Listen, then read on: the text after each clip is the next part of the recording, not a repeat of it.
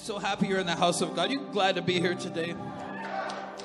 I don't know why you're here. Sometimes we come and we're celebrating something. Sometimes sorrow has driven us to the house of the Lord. But I know that when you meet the power of the living God, that everything changes. Do you know it's not your circumstance that's the problem, it's your capacity that's the problem. David had a greater capacity than the giant. That's why David built that capacity in the field, in his loneliness, in his rejection, in his own family. David built a capacity because he knew the voice of the Lord. And he sang songs and he lifted his hands because God loves hands. I'm Pastor Corey. Pastor Erin she's working this morning? She's in the kids. I should probably know that's where she would be. And we are so glad that you're here. We started this church about 5 years ago. We're coming up on our 6th birthday. We're going to be a big boy church. We're going to be a big boy church in a few weeks. So January 29th is our 6th anniversary. My great friend, Pastor Jake and Mullen, is going to be here from Home Church. They have like 50,000 churches everywhere. But he's probably one of my closest friends in ministry right now. He's going to be here to bless you. So invite somebody to that. Just be like, hey, we're having a birthday party. You want to come to a birthday party? And they'll come. Trick them, lie to them, get them to church, however you have to. Can I say, if you're new to church, this is what we do. You're wondering if I'm joking about lying to get somebody to church. I'm totally not. Get them here, ask for forgiveness, and let God do the rest. Hey, our Heart for the House totals, we did, I put out some needs to you, the congregation. Our Heart for the House totals of like putting investment in the house of God. Listen, one day you're going to have to withdraw an investment from the house of the Lord. I hope that you've invested in the house of the Lord. I'm so proud of you. To date, we've raised over $103,000. Thank you so much for your generosity. This is like above and beyond giving our 10th to the Lord. Thank you so much. We have a new sound system on its way. It should be here in 2027 or whenever the world figures that out. And hopefully not. And we have new chairs coming. And the problem is because you keep inviting your friends, Scott didn't order enough chairs. Whatever, we can get more. Small groups kick off this week. So go to the brick wall, literally talk to anybody. You're going to be asked by Venue Church people 8 times before you get out the door. You'd better get asked by Venue Church people 8 times before you get out the door. Are you in a small group? Come in my small group. They will try to steal you from other small groups. We care enough to be competitive here. We care enough to be competitive. You like what I did there? We're just competitive. So I'm just going to normalize that. And also we have 21 days of prayer and fasting starting tomorrow that will end when Pastor Jakin is here to celebrate our 6th birthday. And so go to the website. I did a teaching at First Wednesday. Who's at First Wednesday? Was that a good word? So I did a teaching at First Wednesday about the 3 layers of body, soul, and spirit, which you are 3 parts. Body, soul, and spirit. You're not the Trinity. Your wife already knows that. Body, soul, and spirit.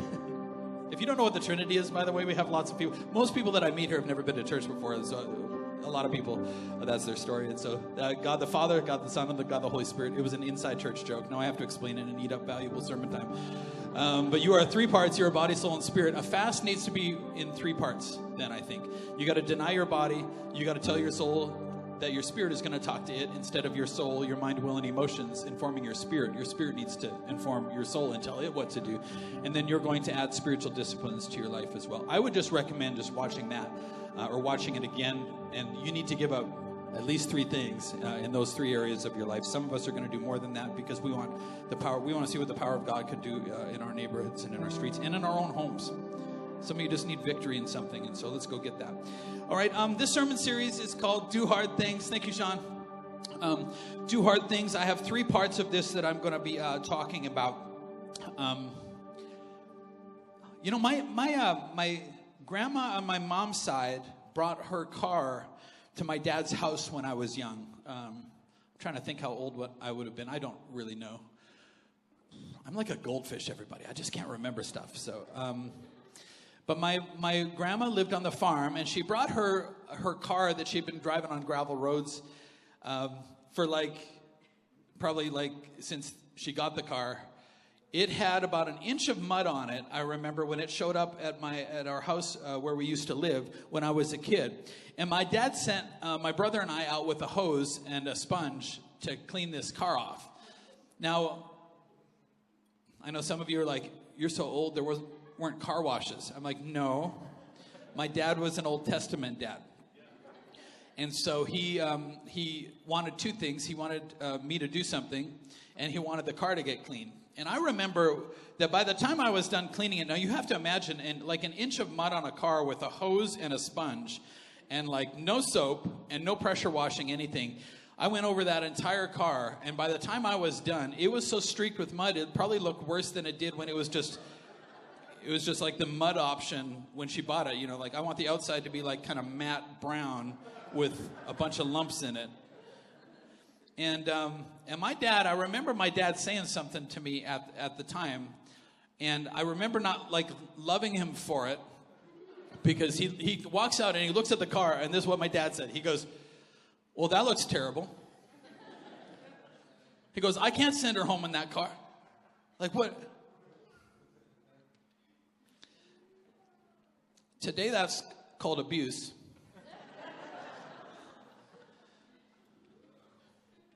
Back then, we used to call it the truth. I remember looking at that car thinking, like, it does look pretty bad. For us to wreck the work of the enemy that he's been up to in your life and in the lives of our children and the next generation, for us to wreck the work of the enemy, we have got to stop playing defense. We've got to start learning how to do hard things. I'm going to be talking in this sermon series about the life of Joseph. If you grew up in Sunday school, you know that Joseph went to Egypt. Joseph, the son of Abraham, Isaac, Jacob. Joseph was one of the younger sons of Jacob. And Joseph's dad, Jacob, kind of one of the fathers of Israel, God actually changed his name to Israel. He didn't raise Joseph that well. He got some things wrong with Joseph because he didn't raise him right at the start, because Joseph was the favorite. So anybody here have a favorite kid? You know you do. During kids ministries, they can't see you. I tell all my kids all the time, I'm like, you're my favorite, don't tell the others. They're like, I know. It's the early service. You guys got to help me preach a little bit here. You got to laugh at all my jokes. I'll just keep telling more jokes. I'll just come up with them on the spot. They get worse. Joseph, he was the little brother. So Joseph didn't have to take out the trash because his arms were, come on, Layden, you know what I'm talking about. Where's Jesse? He couldn't take out the trash because his arms were too tired. He couldn't walk by himself. Dad had to carry him because his legs got tired when he was walking. He could stay up, Ryan could stay up later than Corey because, when he was in high school, and we had rules when I was in high school, and Ryan could stay in bed. Well, I did his paper route and got frostbite on my hands because his little fingers would get cold.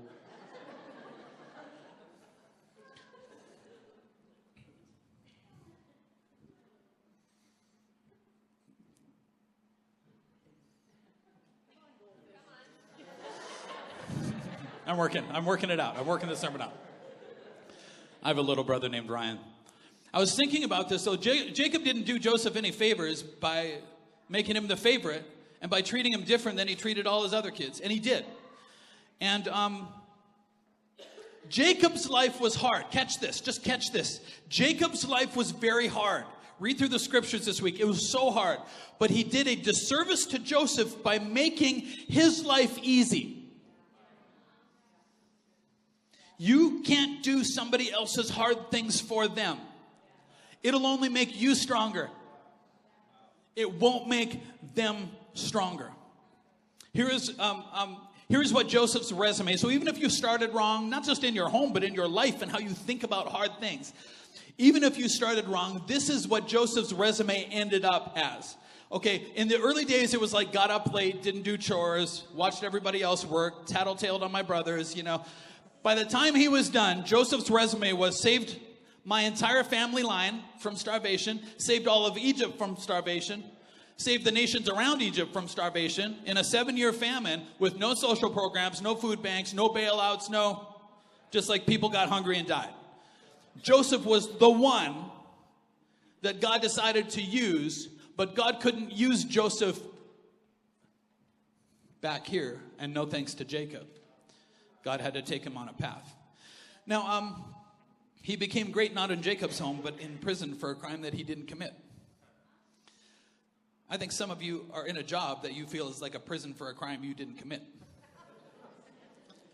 You can spend all your time complaining about it, or you can be like, oh, maybe I'm Joseph.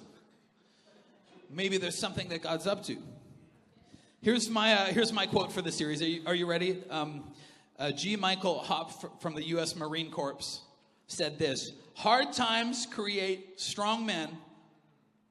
You can throw women in there if you want to. It's not my quote. Hard times create strong men create good times create weak men create hard times.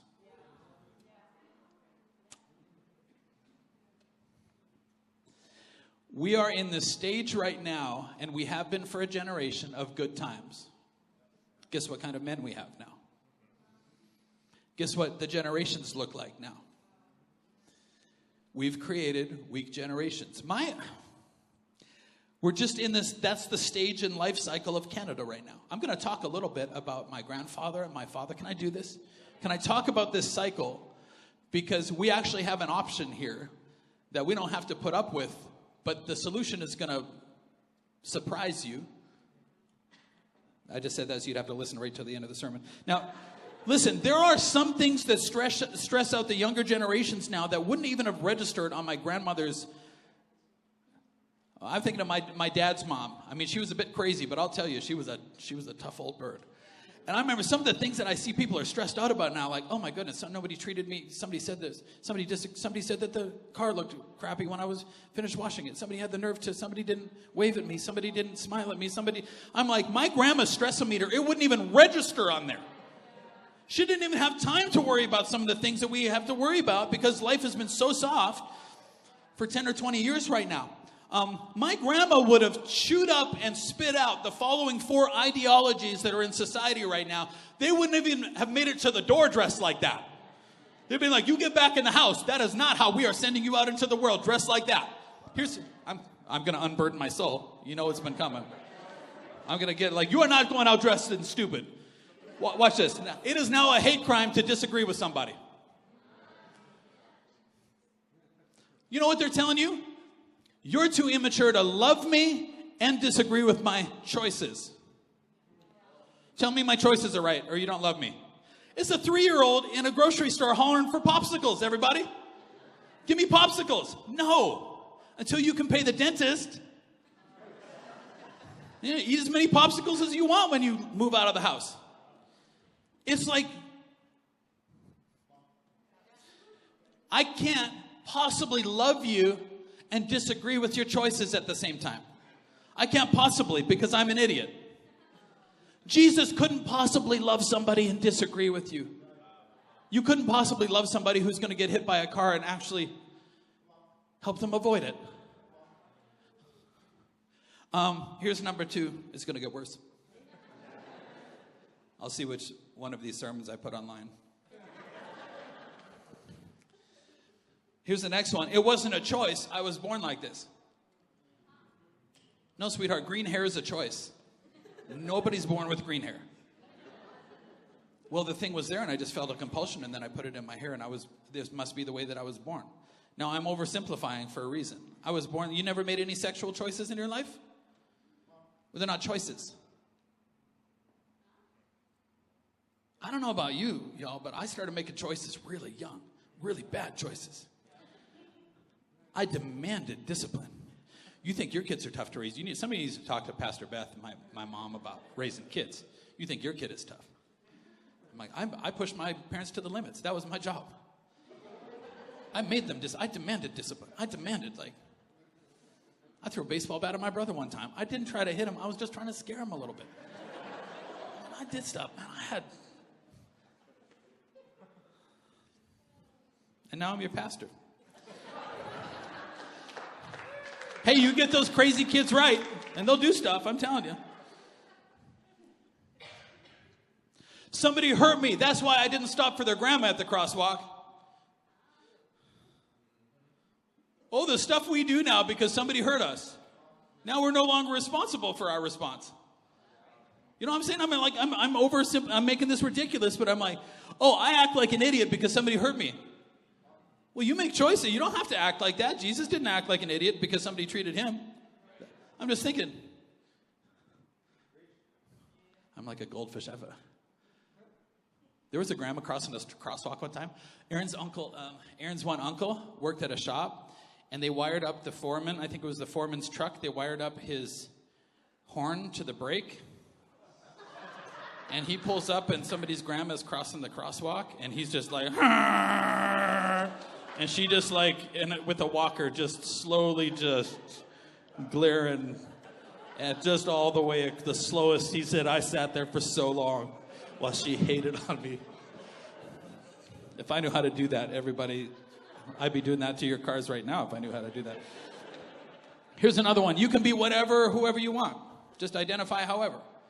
Okay, so I want to play for Liverpool Football Club.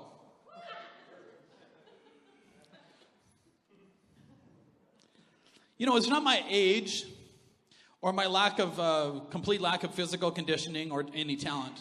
That's not what's keeping me from it. You know what's keeping me from it is that you don't believe in me.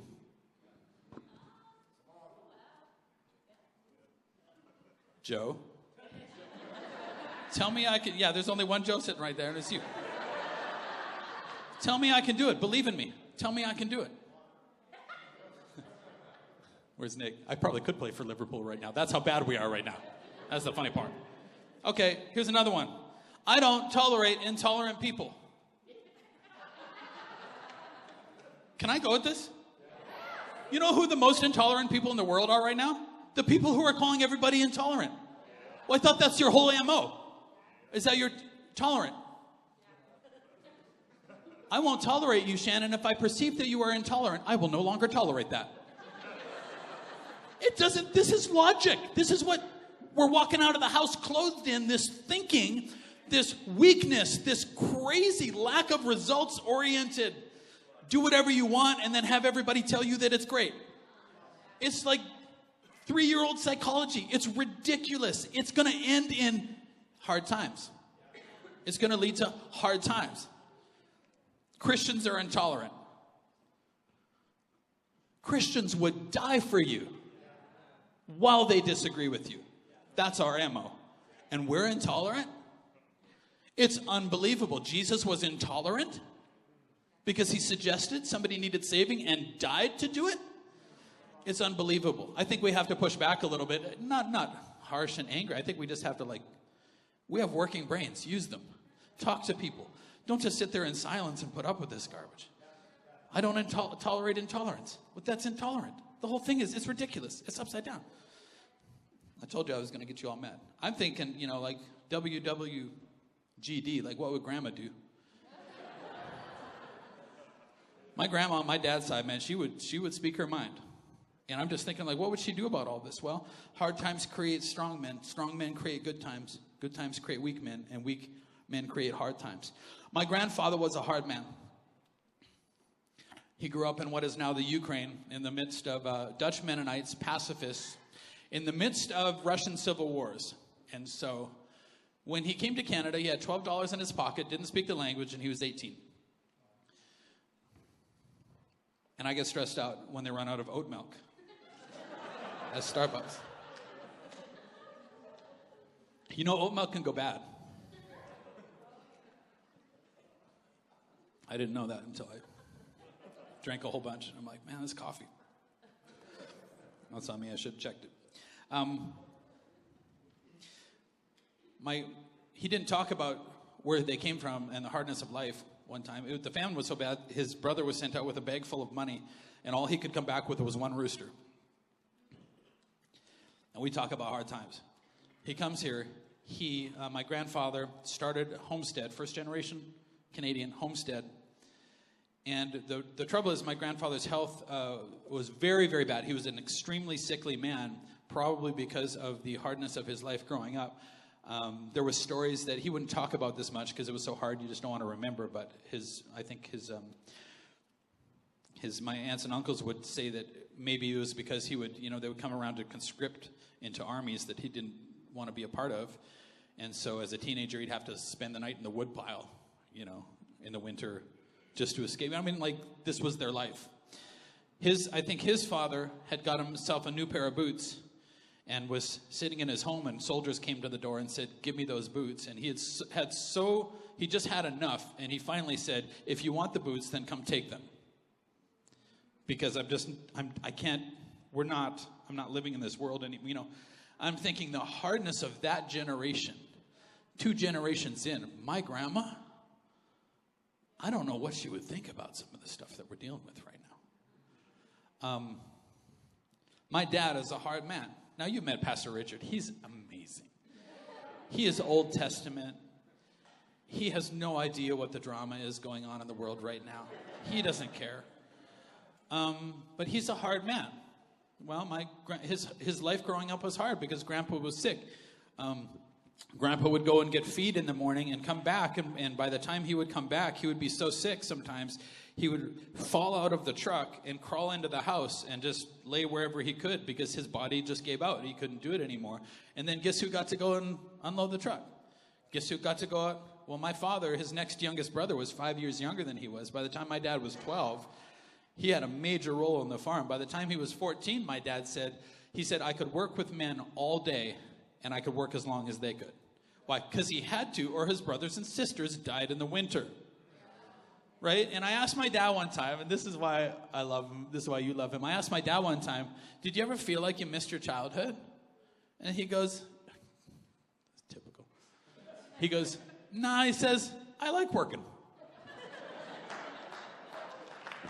Now, how do you beat down a guy like that? I like working. Was it hard? I don't know. It was what it was. I like working. If he wanted to go play baseball, he had to ride his bike 7 miles in each direction, and he had to ride his bike, so which means he had to get up early and do chores, and his bike didn't have any tires or a seat, and it was uphill both ways, and there was 6 feet of snow, and that's just to play baseball. That's just to make it to baseball practice. My dad's a hard man. I don't mean a jerk. I don't mean not sensitive to the needs of people. I mean, he's hard and he's strong and he can do what the devil can't back him into a corner and run him down. He's the kind of person you want praying for you in the prayer corner, because he's not gonna pick up on your fear, and he's dealt with fear. He's dealt with it. My father's generation of strong people built this nation. The baby boomers built this nation.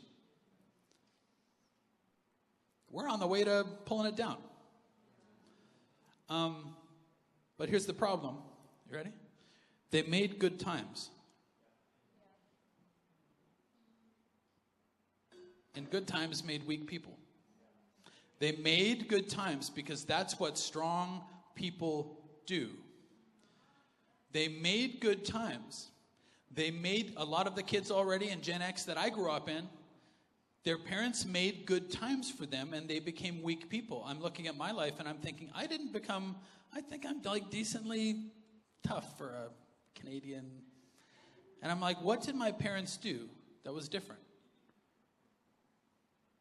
Hard times make strong people.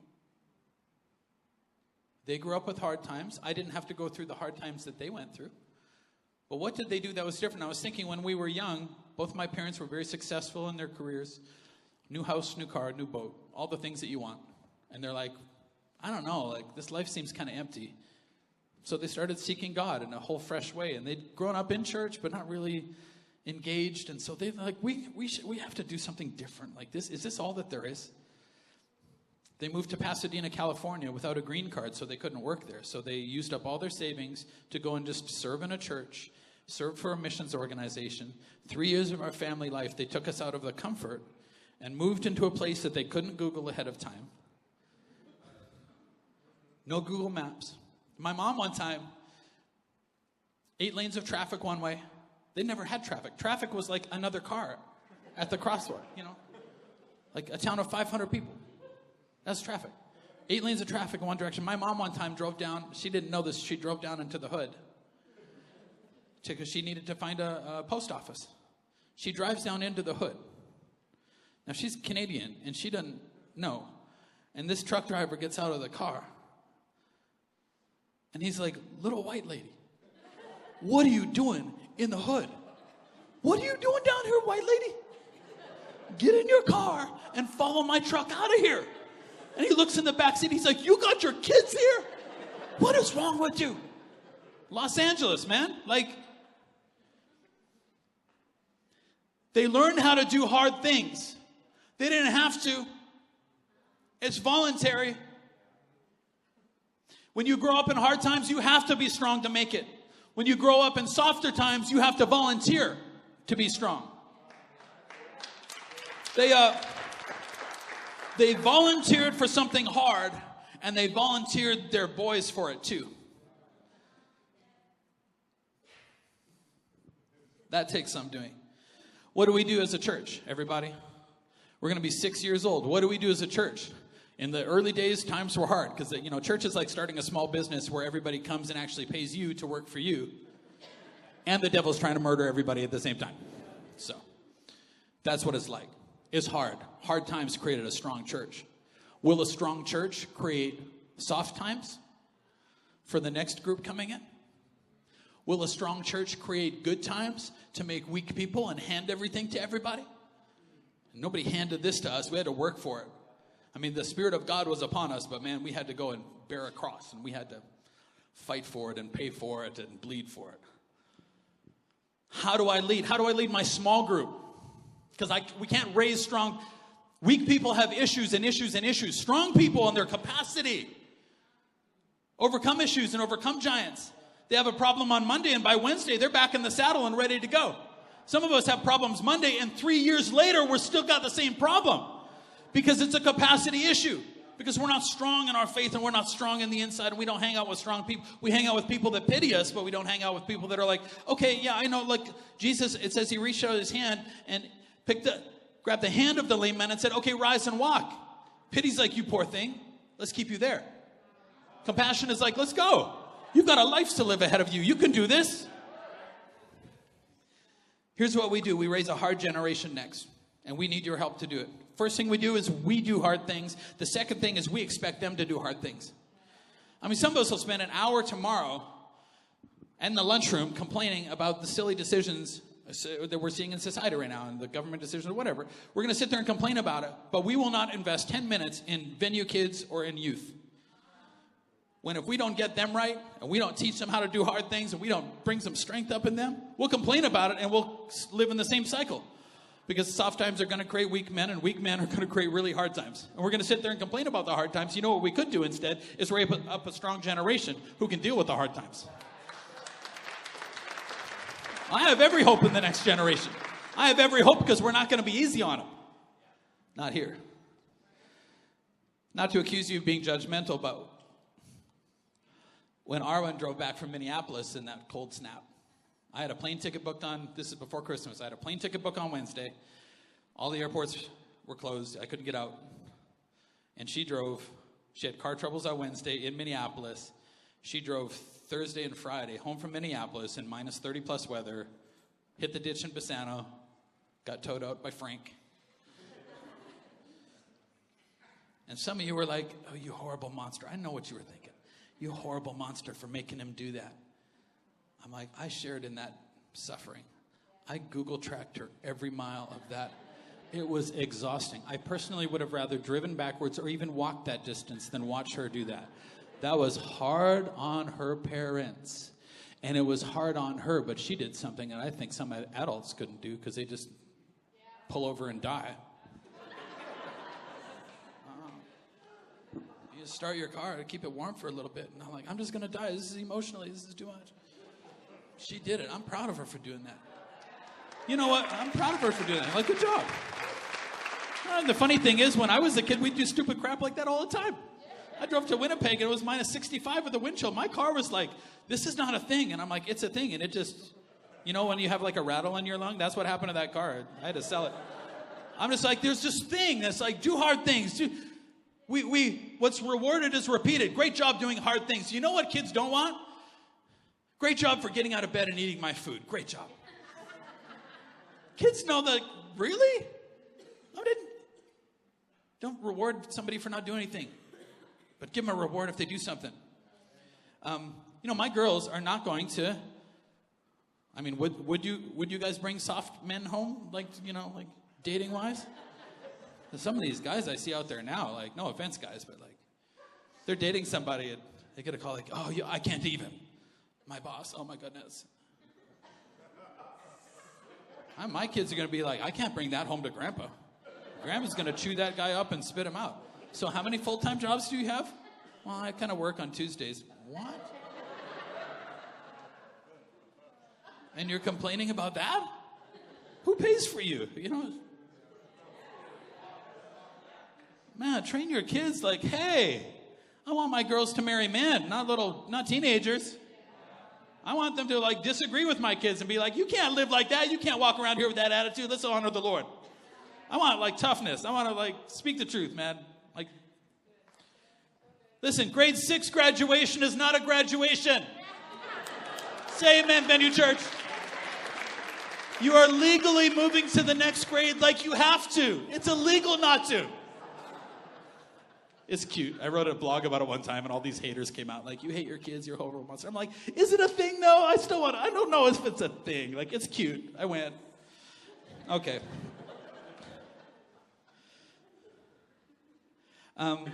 Jacob tried to soften Joseph's life, and it nearly cost Jacob his entire family tree. Ready?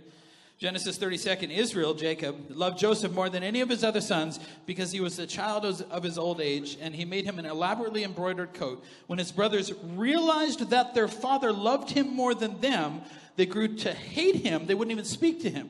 So it says his father loved him more than them. There's different types of love, and this love here, this kind of love caused Joseph's brothers to hate him. So I'm like, this is an immature kind of love. And we got so much of this in society now. He didn't really love him. If you love him, the word of God says, if you spare discipline for your son, you hate your son. So Jacob's like, I love my son. I'm going to spare him all of these things. And God's like, well, no. It's just immature, right? So just follow me. Because if you really love your kids, your brothers aren't going to hate them. Listen, don't buy your kids too much at Christmas. They'll think Christmas is about them.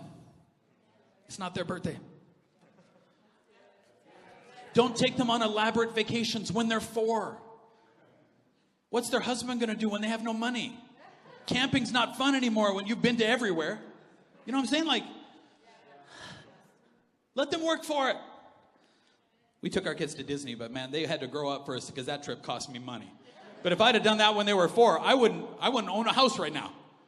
Because every year it'd be like, we want to go to Disney, man. We're not camping. We're not going. Don't pay for everything. Jacob committed a sin against his son because he made it easier than it was for his brothers.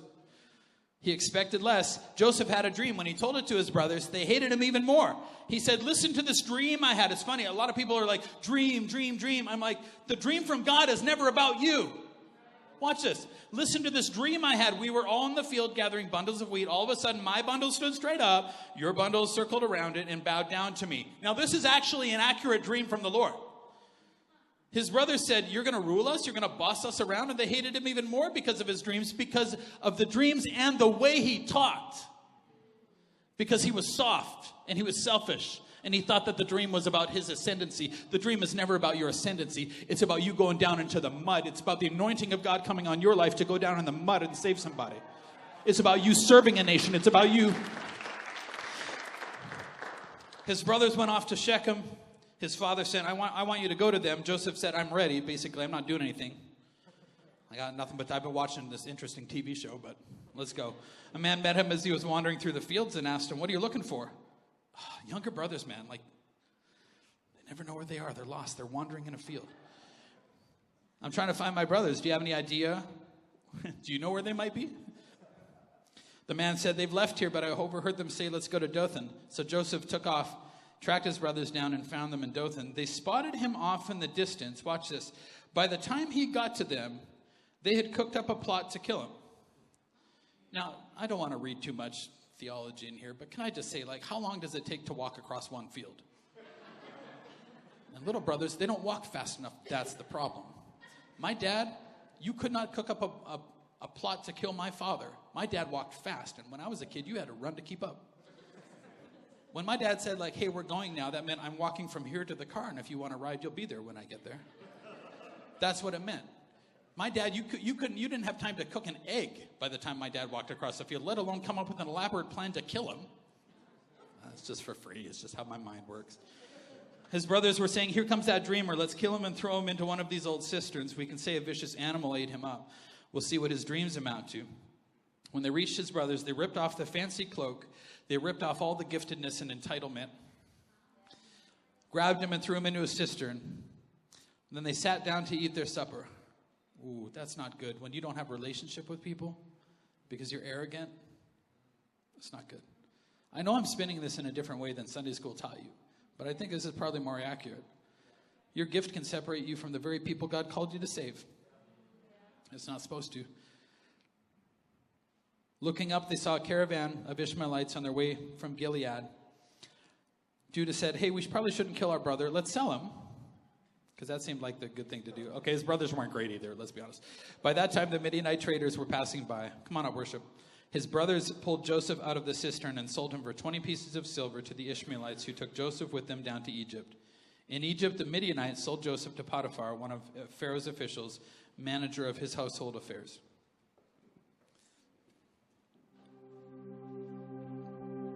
Plug in quick, because I'm going to be in a hurry.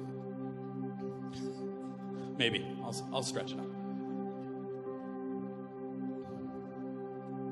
There is no way in the world Joseph would have volunteered for this. Because his path got real hard. His cross was heavy to bear. I'm going to pick up the story next week. You're going to see he got thrown in jail for something that he didn't even do. Here's just my thought about this today. Joseph wouldn't have volunteered for hard times. Nobody does. God had to stir up opposition in his own home to get him where he wanted him. Because Jacob wouldn't, ready? Make it hard artificially for him. He wasn't going to get the training in Jacob's home. So God had to take him out. Some of you grew up in soft Christian life and you had everything handed to you. And you don't know how to talk to your neighbor about the gospel because you've never really suffered like they have. God can't, if Jacob won't train you, God will train you another way. God doesn't cause it, but he'll use it. How else was God going to get Joseph to Egypt? How else was he going to get him to Egypt so that he could turn around and save his entire family?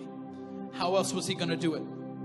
How else was God going to get you to the place of your boot camp that you're in right now? How else would he have done it if he couldn't have used the pain to get you there? Stop wishing the pain would go away. The pain is the path to greatness. The pain is the training ground for the throne.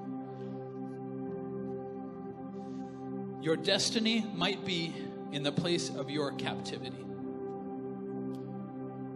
Stop wishing you were someplace else. God has you there for a reason, and God's going to use you. I want the enemy to be afraid of you when you walk into the room. So how do we do this, Pastor? There's a lot of things I could say. Here's what I would say. We're starting 21 days of prayer and fasting. I'm going to create artificial pain for myself. I'm going to starve myself of some things that I love. My spirit's going to get stronger. My soul's going to get weaker because I'm going to make it hard on myself. I'm volunteering to do it. Would you volunteer to do it? Would you volunteer to put your family on some form of fast and honor the Lord?